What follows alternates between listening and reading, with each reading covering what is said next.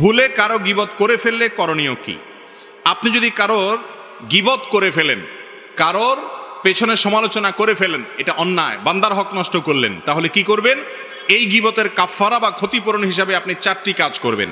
Number 1, আল্লাহর কাছে মাপ চাইবেন। আল্লাহ, আমি গীবত করে ফেলেছি। গীবত করা কি হালাল না হারাম?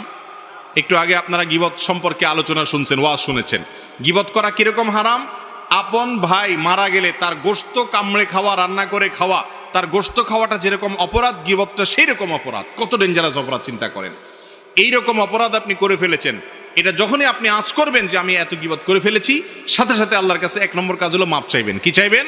মাপ চাইবেন যে আল্লাহ আপনি আমাকে মাফ করে দেন। 1 নাম্বার 2, যে ব্যক্তির গীবত করেছেন, পরিচিত হলে, জানাশোনা হলে, যদি তার কাছে মাপ চাওয়ার সুযোগ থাকে, তাইলে যা বলবেন যে ভাই তোমার গীবত করে ফেলছি, তুমি আমাকে মাফ করে দাও।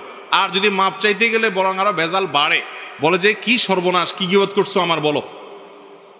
এরপরে যদি সে শোনার পরে আরো উল্টা আপনার উপরে চড়াও হয়, সম্পর্ক নষ্ট হওয়ার ভয় থাকে, তাহলে দরকার নাই তার কাছে মাপ চাওয়ার। তাহলে সেক্ষেত্রে 3 নম্বর কাজ করবেন। সেটা কি? সেটা হলো তার জন্য আল্লাহর কাছে মাপ চাইবেন। এবং এ বিষয়ে বিভিন্ন হাদিসে বর্ণনা পাওয়া যায় যে গীবত হয়ে গেলে, যার গীবত করে ফেলেছেন তার নাম ধরে বলবেন আল্লাহ অমুককে আপনি মাফ করে দেন। এটা ইনশাল্লাহ আপনার গীবতের কি হবে? কাফারা হিসাবে কাজ করবে। আর নাম্বার 4 হলো যাদের সামনে তার গীবত করেছেন তাদের সামনে তার প্রশংসা করবেন। আবার মিথ্যা প্রশংসা না, তার মধ্যে যা আছে সেই গুণগুলো উল্লেখ করবেন, তাতে ক্ষতিপূরণ হবে এবং গীবতের কাফারা হবে ইনশাআল্লাহ। আল্লাহ তাআলা গীবতের অপরাধ থেকে আমাদেরকে বেঁচে থাকার তৌফিক দান করুন।